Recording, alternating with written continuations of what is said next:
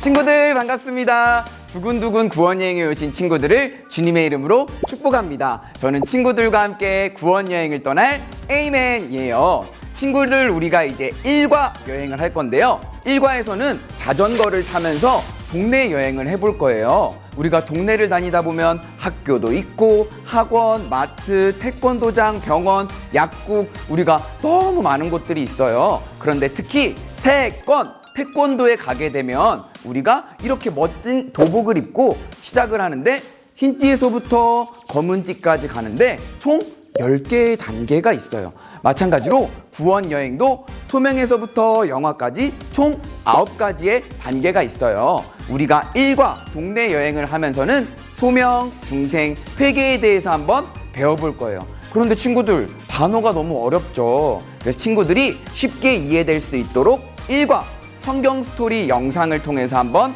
배워보도록 할 거예요. 그런데 중요한 사실, 친구들이 성경 스토리 영상을 잘 봐야지만 나중에 뒤에 나올 퀴즈를 풀 수 있다는 것 꼭 기억해 주시고, 지금부터 에이맨과 함께 신나는 마음으로 1과 떠나요 구원 여행 한번 출발해 보도록 하겠습니다. 준비하시고 준비 출발!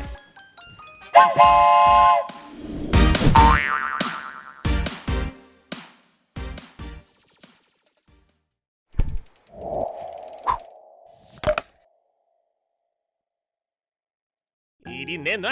아이고, 안 됩니다. 그것마저 가져가시면 저희는 오늘 밥을 먹을 수가 없습니다. 정말 너무한다. 나는 저 사케오가 너무 싫어.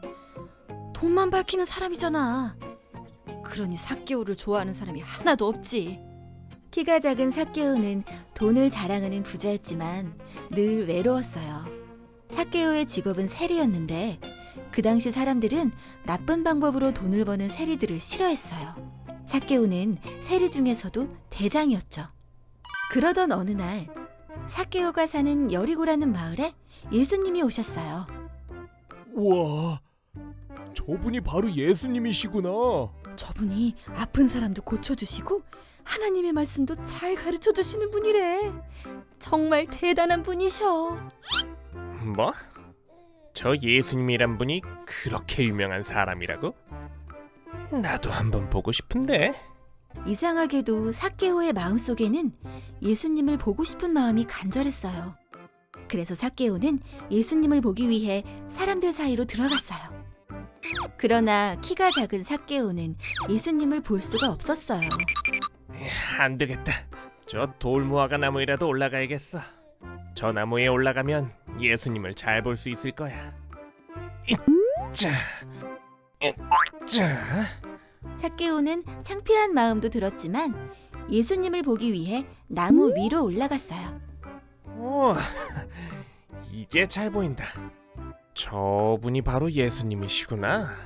나무 위에 올라간 사케오는 드디어 예수님을 볼 수 있게 되었어요. 그런데 그때 사케오야. 네? 지금 제 이름을 부르신 건가요?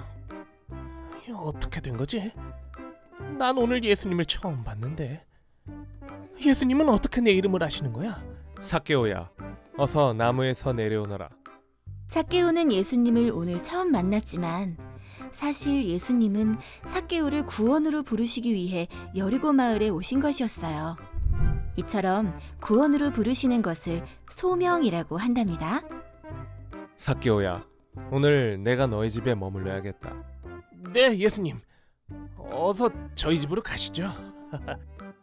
사케오는 그동안 사람들의 미움과 따돌림을 받던 자기를 불러주실 뿐 아니라 자기 집에 들어오시겠다는 예수님의 말씀을 듣고 정말 기뻤어요. 그래서 즐거운 마음으로 예수님을 영접했어요. 예수님을 자기 집에 맞아들인 거예요. 사케오가 이렇게 할 수 있었던 이유는 성령님께서 사케오의 마음을 새롭게 하셨기 때문이에요. 너무나 순간적으로 일어난 일이기 때문에 사케오는 알아채지 못했지만 사케오는 중생한 것이 틀림없어요. 중생이 뭐냐고요? 우리가 성령으로 거듭나는 것, 2번 태어나는 것을 중생이라고 해요. 예수님, 사실 저는 그동안 돈을 사랑하고 돈 때문에 거짓말을 하고 돈을 주인으로 섬기는 삶을 살았습니다.